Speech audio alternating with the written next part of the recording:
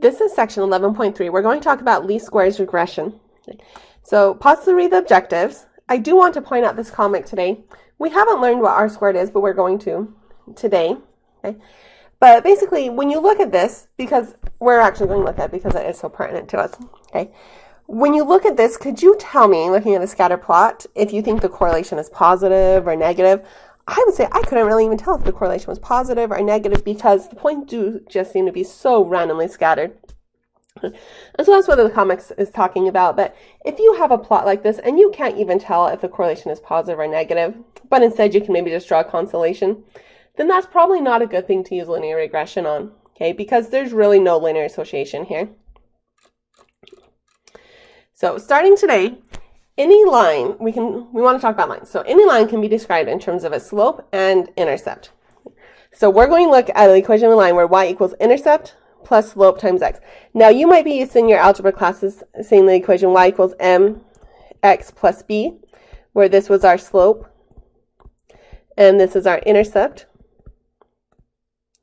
So we've just changed the equation of the line. We wrote the intercept first. That doesn't change it mathematically. There are statistical reasons for doing it, but not anything that will affect us in this class. Okay. If you remember, the intercept is where you cross the y-axis. It's if x equals 0, then what equals y. Okay, so your intercept is where you cross the x-axis. When x is 0, what is y? Okay, and then slope, remember from your algebra classes, is always rise over run.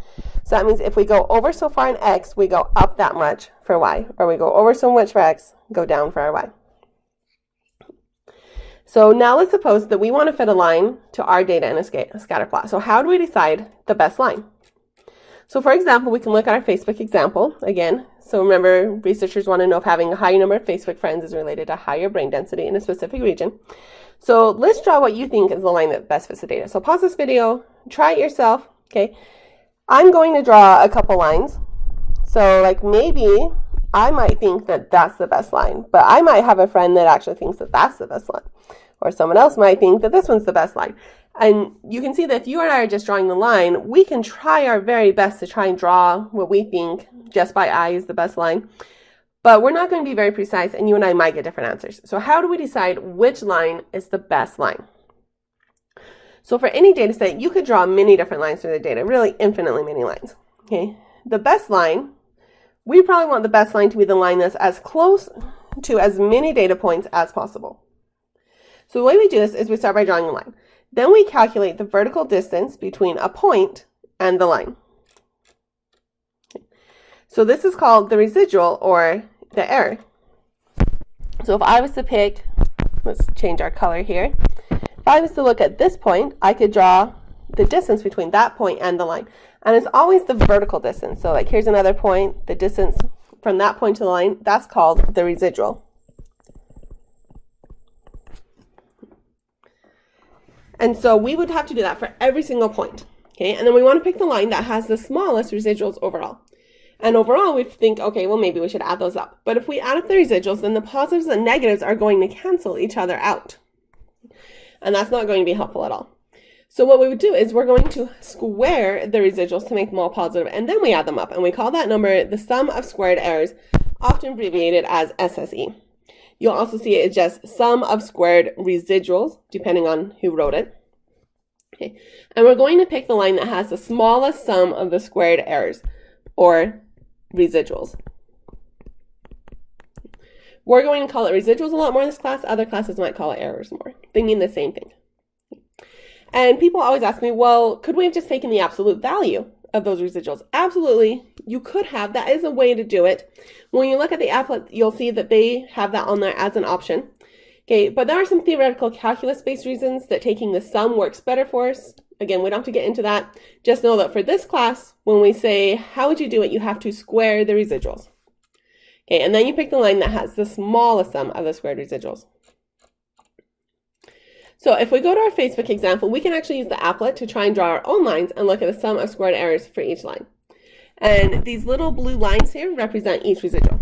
So if I was looking here at this place where I try to draw a line, you can see these blue lines from each dot to the line is representing each residual. So let's pull up our applet. we want to go to our correlation regression applet, select the Facebook data, use the data, make sure you have your right X and Y variables, and I can click show a movable line. And then you use these green squares on the end and in the middle to actually move your line. So I can say, oh, I think that looks like a good line. And I can click show residuals, and it'll show you each of the residuals. This is the sum of the absolute errors, and that's not what we're using. Remember, we are going to want to do our squared residuals. If I click on this, though, it will change it to showing boxes, which to me just is something that I can't look at. But it will tell you the sum of your squared errors is 48.02. So what I want to do is I want to move this line by moving the dots a little bit, so I can move the green dot in the middle if I want to make it go up or down. Okay, and I want to get the smallest sum of squared errors possible. So right now I'm at 43. So if I can move it somewhere else and get it lower, like to 42, okay, well that line's better than it was. Or if I drag this a little bit, oh, 44, nope, I got worse. Okay, so let's come back to our notes. So here are 4 different lines that I found for us. Okay. And for each one, I wrote down what the sum of squared errors is. So if we want the line with the best fit out of these options, I would need to pick the one with the smallest sum of squared errors, which would be this one. So this is the best fit because it has the smallest sum of the squared errors. So it is as close to as many points as possible. This one's interesting. I just wanted to show you what it would be if you just had a completely flat line. Okay. Notice its sum of squared errors is actually better than some of the other lines I tried to draw. So, but doing this, that could take a really long time to make sure we find the best value. Luckily, we can use calculus to find an equation that works every time to find the line with the smallest possible sum of squared errors. So I did want to point out, I wanted to point out this line. This is actually a horizontal line at the average of the y values. Okay. In the textbook, when you read the XIBOok, they will mention something about the line at y bar. That means the average of all the y values. Okay, this is the line that they are talking about. Okay, because they're saying, let's compare our line with our best fit to just a flat line at the average of y and see which one gives better predictions. Hopefully, this one's going to give better predictions. It has a smaller sum of squared errors. This isn't really important. I'm not going to ask you on the homework. It's not going to come up again, but it was in the XIBOok, just so you know what they're talking about. Okay, but again, we don't ever want to have to do this by hand. How would you even know if you checked enough to find the very best possible line? Okay, but we have calculus that gives us formulas. We're not going to teach you the formulas in this class. We're just going to have the applet do it for us every time. So we ask the applet for the regression line. So let's just get rid of our movable line, and you click show regression line. Okay, and it will have the equation of the line right here for you. You can click show residuals if you want, and it'll show you the residuals, or show squared residuals, but again, I don't really like doing that. But it will tell you your sum squared of errors is 33.72. So let's just verify 33.72. That was better than even my best line that I found. Okay, so the least squares regression line is called that because it's always the line that has the smallest possible sum of squared errors. So on the exam, we will ask you, how could you find the best line? And you need to remember, you need to find the smallest sum of the squared errors.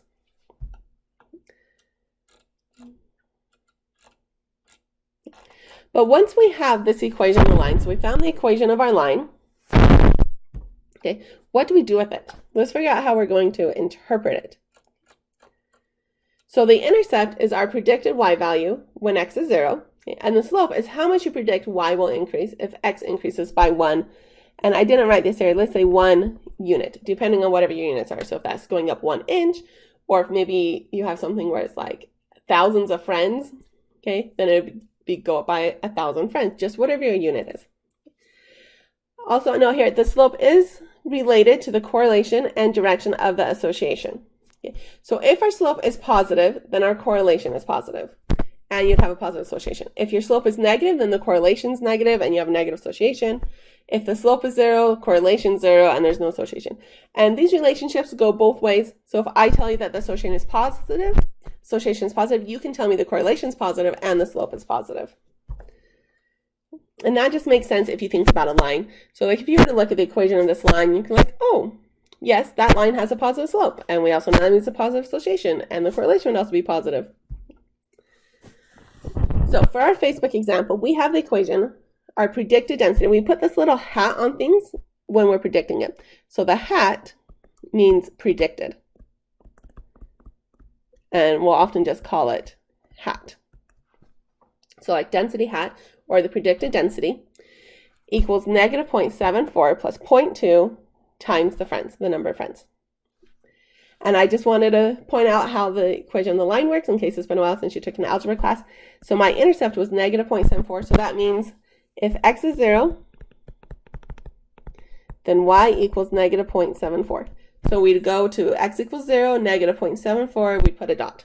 Okay, so that's our intercept. Okay, for our slope, slope equals rise over run. So I could write this as 0.2 over run. So this means x goes up 1, and then y goes up 0.2. So 0.2 is our rise, our run is 1.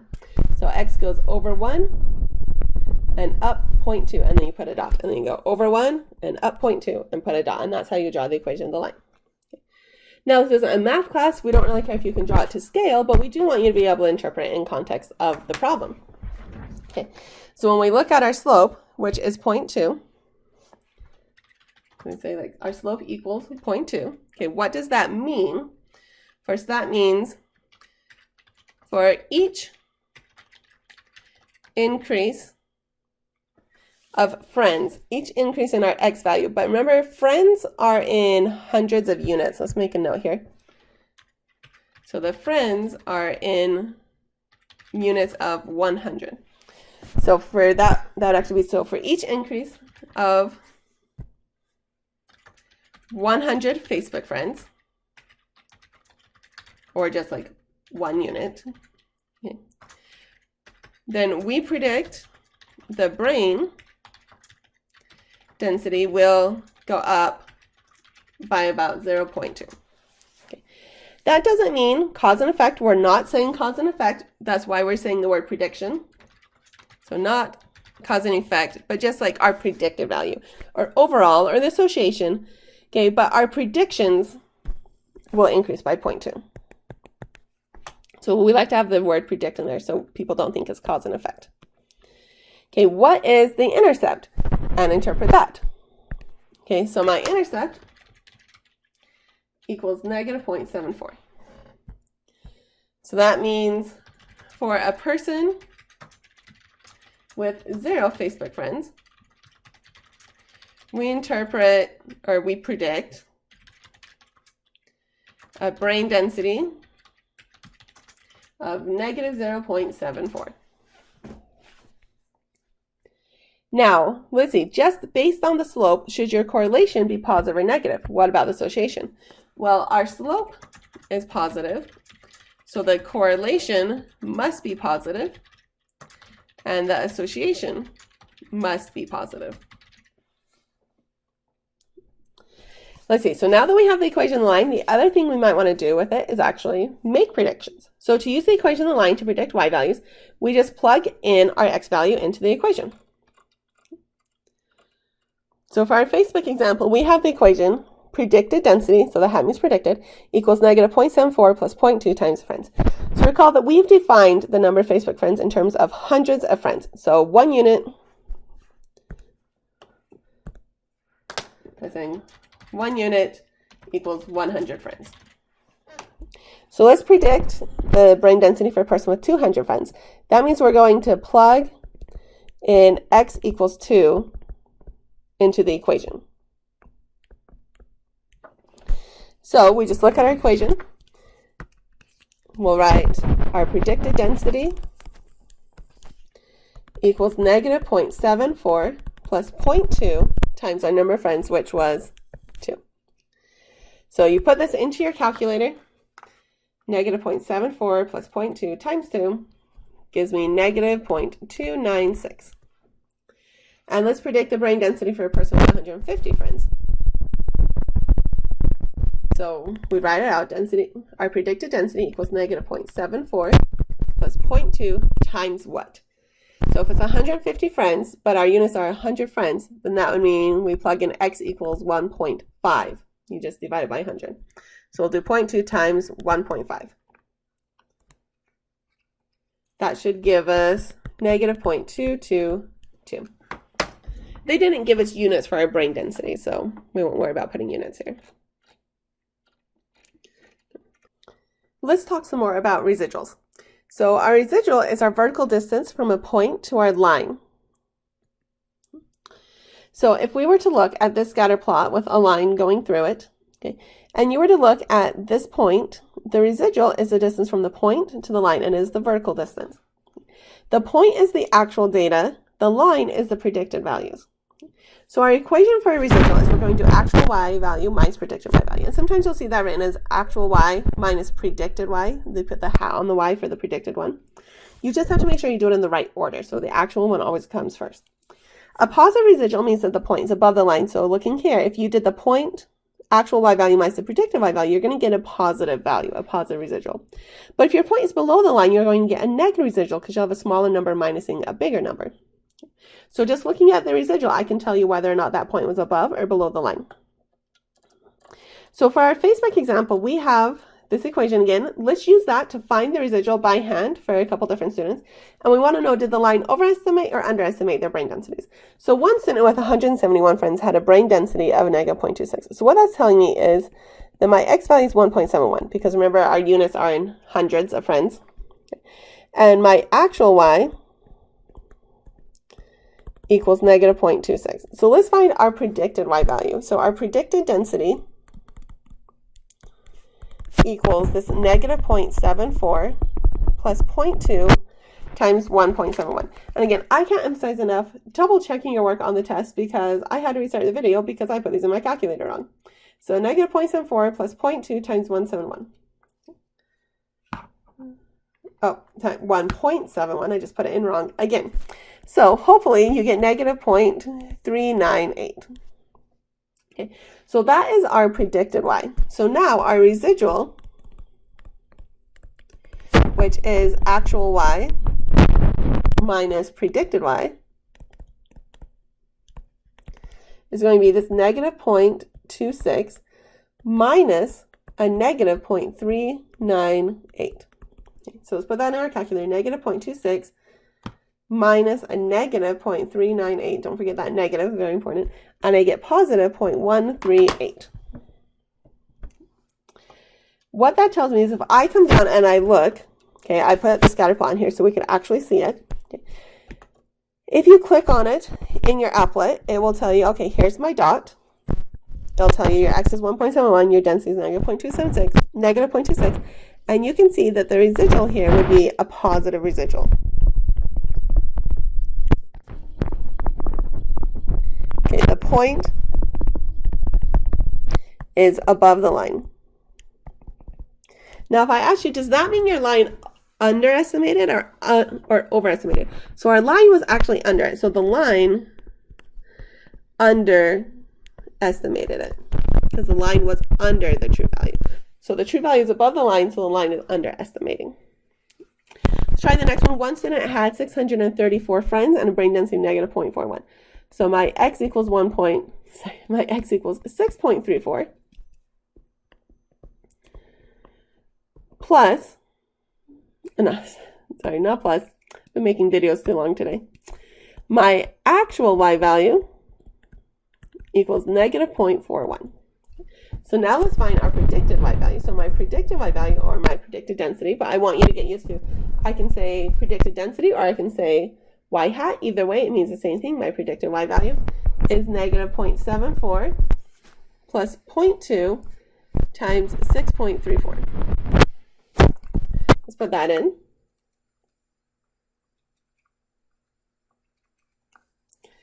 I get 0.528. Okay, and so now we can find our residual, which is our actual y minus our predicted y. So actual y is negative 0.41 minus 0.528. So this should give me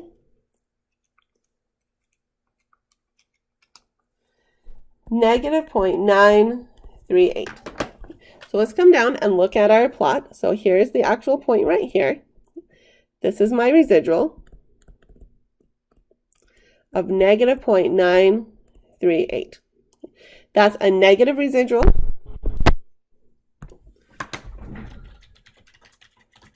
So that means the point is below the line. Negative residual means you're below the line. And so then did my line underestimate or overestimate? Well, my line said it should be up here. My line said it should be up here, but my actual point was down here. So that means my line overestimated. Not that the line's doing anything wrong. Really, this is just because in real life, data is messy. People have a lot of different things that affect them. Their Facebook friends isn't the only thing going on here, and it's probably not even the number of Facebook friends. It's probably some other unseen confounding variable. Okay, but really, that's not the only thing affecting them. There's a lot of other things that affect their brain density, and so we just have a lot of natural variation around the line. Okay, and so your points won't ever be exactly at the predictions. So now, extrapolation. So the rule here is we never want to use prediction, or at least we never trust our values if we predict outside of the range of our data. So you can't trust them. So people might do them, but you can't trust them. Okay. So we call it extrapolation is when we use a regression line for predictions, but the x values are far outside the range of x values used to obtain the line. Sometimes we do extrapolate if that's the only information we have, but those predictions are often inaccurate because we can't guarantee that the relationship between x and y remains the same for different x values. So if these are our data values between these two lines, and it's a nice line, well, maybe it will just keep being a nice line in new data values that we don't have. Okay, but maybe it'll come back here and it will actually turn down, or it'll go up sharply, or maybe it'll even jump and go up or plateau. Okay, we see a lot of situations in life where things come up and then just plateau. That's very, very common. Okay, and the problem is if it comes up and plateaus and I try and make a prediction over here,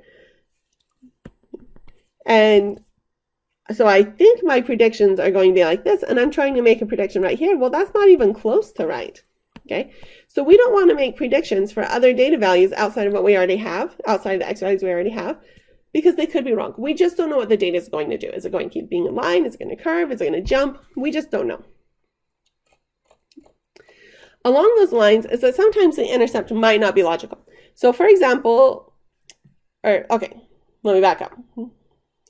Sometimes our y-intercept doesn't have a practical or logical interpretation when the intercept itself is an extrapolation. Okay.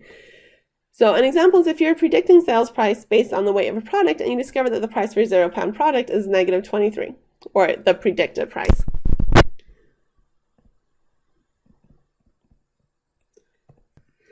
After all, no one's going to pay you $23 to take a £0 product. And we see this all the time when we look at regression. We're like, oh, the intercept is actually telling me that it's a negative price. That doesn't mean that the y-intercept is wrong. It just means that we pick the y-intercept that makes the line the best fit for the data. Okay, and oftentimes it was probably going to be extrapolation anyway, so we didn't trust it anyway. Okay. So for our Facebook data, again, here's a scatter plot. If x equals 0, then our y value is going to be somewhere right about here. Okay, but what are the only x values that we should make predictions for? So if we look at this, it looks like our values go from somewhere a little bit above 0 to this like 7 point something. So I say only for x between,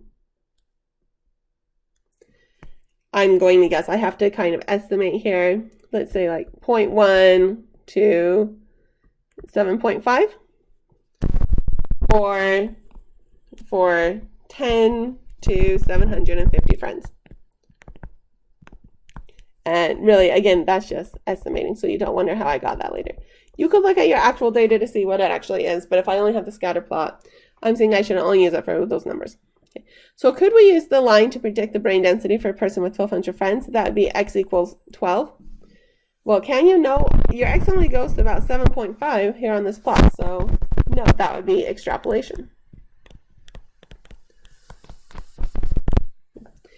Okay, my next one says, would you trust the intercept? Remember the intercept was negative 0.74. So would you trust that? Okay, well, does it seem logical? If you look at it for 0, negative 0.74, that does seem logical as far as like fitting into the rest. We could have 0 friends. That is technically true. That could be a logical density. So the intercept could be logical in this scenario. Okay. It is possible to have 0 friends, Facebook friends, and let's see, a brain density of negative 0.74. Seems logical enough, but some intercepts aren't logical. So some are, some aren't. This one seems logical enough, but would it be extrapolation? Yes. So technically it is extrapolation because none of our x values were that low. Now they weren't too far off, but maybe there's a very big difference between having 0 friends on Facebook and not getting on Facebook at all and having 10 friends on Facebook. So this extrapolation could be pretty important because 0 friends means you're not using it at all. See, now correlation of determination r squared. So this is what was in the comic at the beginning. The coefficient of determination r squared is the amount of variation in the y values that is explained by the least square regression line.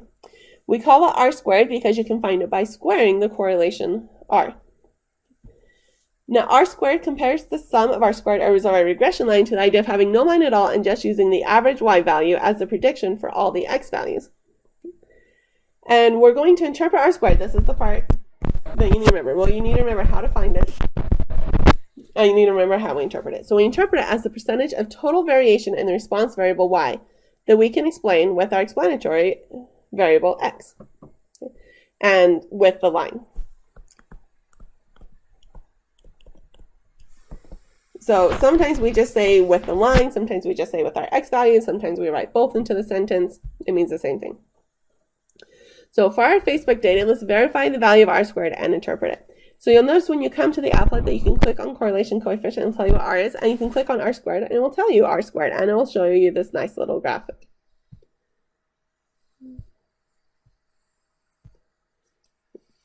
So if our correlation equals 3.66, then we can find r squared is just going to be 0.366 squared. So we just square it, and we get 0.1339, or the applet rounded it to 0.134. In literature, it's always written as a capital R squared. They just didn't put that into the applet. What does that mean for us? We like to sometimes write as a proportion, sometimes as a percentage. I like the percentage better. But it means that we can explain about 13.4% of the variation in y values, meaning the density values, with our line using the x values, the number of friends. That is really low, okay? So that's saying we can only explain about 13.4% of why these y values are varying. So why this person has a really low y value and this person has a really high y value. We can only explain about 13.4% of why they have different y values based on our line using our x values. Really not very high. We like to have something that's much higher, like 90%, like we can explain 90% of the variation, okay? Looking at this little graphic, the model, when it says the model, this section right here, this means how much we explain with the line.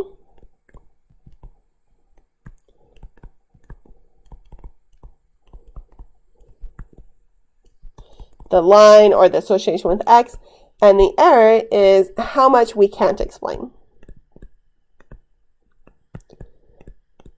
So you can see it's not very much. But it's always the variation in the y values that you're explaining with your line or with your x values. So let's think about example 225. A professor wanted to see if there was a negative association between how much time students spent on non-school activities and their GPA. The correlation was negative 0.205, so that's a very weak correlation, so we had a very weak correlation. We also got a simulated p-value of about 0.2045. So that's a really big p-value. So that means that we do not have evidence of a negative association. So if you remember, it kind of looked like our points were just randomly scattered around. We have a really weak correlation. We don't have evidence of a negative association. Let's see what an R-squared would look like in this situation. So our R-squared value is just going to be, we just take our correlation of negative 0.205 and we square it. So if you put this into your calculator, don't forget to square that negative. You get 0.042025. Now let's interpret that. So that means that using our line, we can explain only 4.2% of the variation in Y values, the GPA, using our X values, the time not studying. Okay. In other words, this is so low. This is such a low R-squared value that basically doing the regression is worthless. It's not giving you any good information. Now, we could have also noticed that because our correlation was so weak, we didn't have an evidence of negative association. Our R-square is so low, basically everything is telling us that we're just wasting our time doing this regression. Okay. Now, in practice, there will be times that you do a regression and you do get a low R-squared. And what that tells you is, oh, don't waste any more time doing research in this arena. Go find a different research question. Okay. However, we still like to publish things like this because then it tells the other scientists, oh, there's not a relationship there. I shouldn't look there either, and it saves other scientists time. Okay, let's talk about influential points. Okay, so a single point may drastically change the equation in the regression line. If a point seems to change the line, we call the point influential. Okay. So the X values that are far from the middle of the X values are far from the rest of the X values have the biggest ability to affect the regression line. They have more leverage. So if you think about if you're back in a physics class, someone standing at the end of a lever has more leverage than someone standing really close to the object in the middle of the lever. Okay. So let's add some points to our Facebook data and see what happens. So our gray line is going to be our original regression line through the data, and the red line is the new line with the one new point. Okay. So this is our original data here. And it's just, you just see the red line because we don't have any new points yet. But I added one new X value close to the rest of the other X values. So here's the middle of the X values. It's right there in the middle of the other X values. Notice my intercept changed a little bit. Usually we don't care much about the intercept. We're really focused on the slope. So my slope didn't change very much. Okay, my correlation didn't change very much. So our line didn't change very much. It did change, but not very much. So our line didn't change very much. The gray is the original, the red is the new one. Okay. But let's look and see what happens if I add a new X value far from the rest of the X values. So here's the middle of my X values. Notice this one has an X value that's really far away from the rest. This is my new line, the red. My original one is gray. And notice what happened to my slope. My slope went from 0.2 to 0.06. It changed a lot. These don't even look like the same line anymore. Okay. But here's one that's really shocking. So this one, I put it down lower, and notice what happened. This is my original line, and it had a positive slope. This is my new line, and it has a negative slope. Okay, so we changed from a positive slope to a negative slope. So adding just 1 point can completely change your line so much it can even change your slope from positive to negative. Okay, so 1 point can have a huge influence. And the farther away your X value is from your other X values, the more leverage it has, the more likely it is to actually be influential. So let's revisit another old example where we looked at how age is related to FEV, which was a measure of your lung capacity. So this data set is in the correlation regression applet. So if I come to the applet and I select the FEV data and I click use data, notice that it put age on the response variable, but we actually wanted age to be our explanatory variable. So I can use these drop downs to change it. And now I have age where I want. Okay, so here's my scatter plot. Looking at the scatter plot, let's say things like, what is our strength? So looking at it, I mean, it's not super strong, but it's strongish. Okay, not super strong, but it is strong on the lower side. My direction is positive. My form, I don't see any curves in there. I would say it's linear enough. And I don't really see any unusual observations. If I want to estimate the correlation, I'm going to say about, I mean, it's not super strong, but it's not super weak. I'd guess maybe like 0.6 to 0.8, anywhere in there would probably work to guess it. So I can go to my applet and I can click correlation coefficient. It'll tell me that R is 0.756. So 0.756. Now, just based on that correlation, will the slope of the regression line be positive, negative, or 0? Well, my correlation is positive, so the slope of my regression line has to be positive. And let's remind ourselves, how can we find the best fitting regression line? What we do is we draw a line, then we take a point and we find the distance from the point to the line. That is our residual. And then we don't want all of our positive and negative residuals to cancel each other out. So if I was to find like that residual and then I find this residual, that one's positive, this one's negative, they're going to cancel each other out, and we don't want that, so we square them all. So we find the line with the smallest sum of squared residuals. So whichever line has the smallest of all of the squared residuals added up. Now let's use the applet to find the equation of the line. We just click show regression line. So our predicted fever, sorry, I keep saying fever in my mind. My predicted FEV equals 0.43 plus 0.22 times age. And you don't have to round. I just don't like to have to write 4 digits for everything in here. On your homework, don't round, just go ahead and do it all out. So coming back to our notes, what is the slope? And let's interpret it. Okay, so my slope is whatever's attached to my variable, multiplying my variable, so 0.22, and my intercept equals 0.43. But now the important part is to be able to interpret it. So to interpret it, we say like rise over run. So we want x to go up. So I like to write these little things to help myself. So if x goes up 1, then y goes up 0.22. And sometimes I notice on the test, it might be written like this. So they might say something like, there is an increase of 0.22 in the y value, FEV, when the x value, or age, increases by 1. And what word did I tell you you should add in there? The predicted, because we're not saying cause and effect, but we're just saying our predicted values. So this is saying when age increases by 1, then there's going to be an increase of about 0.22 in your predicted FEV. You can say in either order, so age increases by 1 first, or at the end of the statement, but it's just saying if x goes up 1, y goes up 0.22. Okay. And what is the intercept? That means if x equals 0, then y equals 0.43. Now let's figure out how to write that into context. So that's saying for a 0-year-old, the predicted FEV is 0.43. So let's predict the FEV for a 10-year-old.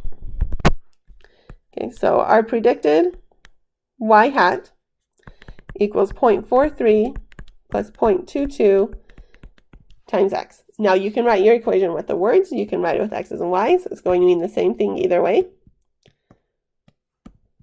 I just want you to be comfortable seeing either one. And all we have to do is just plug in 10 for our x.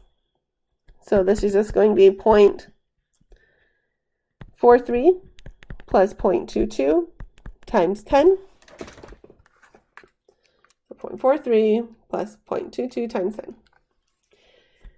So we get 2.63. So that's our predicted FEV for a 10-year-old. Now, if you have the scatter plot on the test, come back up and say, am I close or did I make a huge mistake? So for a 10-year-old, the predicted value about 2.33, yeah, that looks about what it should be. So I probably didn't make a huge algebra mistake like I keep doing today. Now, let's find the residual for a person that is 15 years old and has an FEV of 2.6. So for this person, when we find the residual, we also want to know, did the line overestimate or underestimate his value? So first, write down the information they told you. So this 15 years old, that means that your X equals 15. Okay, and FEV equals 2.68. That means your actual Y equals 2.68. Take the time on the exams to write down this information on paper and do your work on paper. Okay. Now let's find our predicted Y. So our predicted Y is going to be this 0.43 plus 0.22 times our X value, which is 15. Let's see what this gives me. So 0.43 plus 0.22 times 15. Which gives me 3.73. Now let's double check that that seems logical by looking at the scatter plot. So here's my 15. Here's my line is a predicted Y value. And if you go over, yeah, that could be about 3.73, depending on if I can draw a straight line. Okay. So this is my predicted Y. Now my residual equals my actual Y minus my predicted Y. Or you can put a hat on it to tell you this, the predicted value. So my actual one is 2.68 minus my predicted one of 3.73, which gives me negative 1.05. This is a negative residual. Looking at it, I can say, oh, that's a negative residual. So the point is below the line. And you can see that on the graph when I took it from the applet. It is so nice to highlight it in red for me. So this is our actual point. So it is below the line. Okay, and that tells me that my line overestimated for this person. Now the key thing about regression lines is that if they're going to overestimate for some people, but they're also going to underestimate for other people, like this person, what you hope is that it's even overall. So sometimes it overestimates, sometimes it underestimates, but it all kind of evens out. If it was always overestimating, then that would definitely be a problem. Okay. Now let's talk about extrapolation. Okay, and what age values should we make predictions for? So if you look at this, our X values seem to go from about maybe, I'm going to guess 3 to maybe 19. So what age values can we make predictions for? Only 3 to 19, just estimating from the plot. Okay. So was the intercept an example of extrapolation? So I would say yes, because there are no 0-year-olds in the study. Okay, so that would be extrapolation. Could we make a prediction for a 22-year-old? Well, are there any 22-year-olds in the study? No. So should we make a prediction for them? No. That would be extrapolation. Okay, let's find R squared by hand and interpret it. Okay, so R squared is just equal to our correlation squared. So our correlation is 0.756, if I remember right. And if we square it, we should get 0.5715. Let's come back to our applet and double check that. So my correlation 0.756. If I click R squared, I get 0.572, and it gives you that nice graphic. So that tells me that we can explain about 0.5715, you can write as a percentage or a proportion, I just like percentages better, of the variation in our Y values. So our FEV values, our Y values, by using our line with our X values, the ages. So our ages, we can use our ages to explain about 57% of the variation. I would say that's pretty good. Okay, we're usually pretty happy about it. So this is how much we can explain. And it says model, that's just a fancier thing for saying our line. So how much we explain with our line. Now let's consider what would happen if I add a new point to the data set. Which point would change the equation on the regression line more? Which point is going to be more influential? So just looking at it, one has an age of 10. Now remember, my ages go from 3 to 19. So an age of 10 is going to be right here in the middle. So we're adding a new point right here. Or we can add an age of 50, which is going to be like way over here. Okay, which one's going to be able to change it more? The one with 50 is. Okay, this one's going to be more influential because it's farther from the rest of the X values, or farther from the middle of the other X values. Let's see how it actually changes it. So this is my original scatter plot. When I added the one that had an age of 10 and FEV of 9, okay, so the X value is just right here in the middle of all the rest of the X values. Notice my slope didn't change very much at all. Okay, but when I put in the age one with an age of 50, notice how it's so far away from the rest of my X values, it changed the slope a lot. Okay, theoretically, or relatively a lot. Okay, so it might not seem like a ton to go from 0.221 to 0.168. Okay, but we were on a very small scale to start with. Okay, and you can see just visually that it definitely changed it quite a bit. Okay, and the correlation dropped as well. Now, one thing to note when you look at this is it did have a very big sample size. Okay. So it had a very